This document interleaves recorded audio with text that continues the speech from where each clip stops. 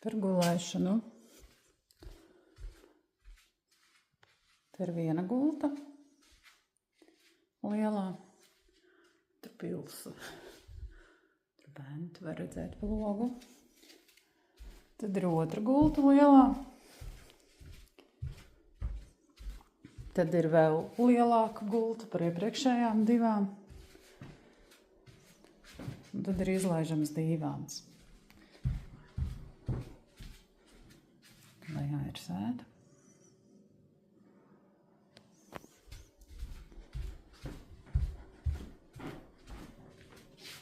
Tā ir tur, kur ienāk sētā, un tur arī laukumiņš uz ielas, kur var mašīnu atstāt.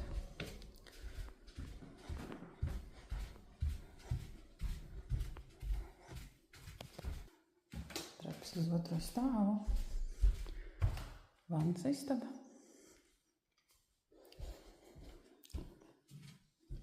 Te ir saliekamā gulta.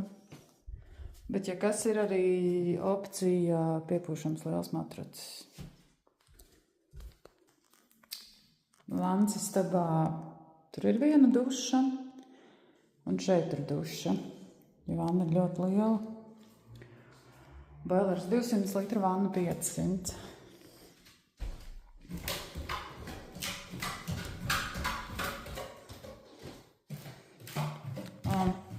Lejā pagrabā ir vēl viena toalete un duša, bet vispār katla māja. Tad ir pirmais stāvs,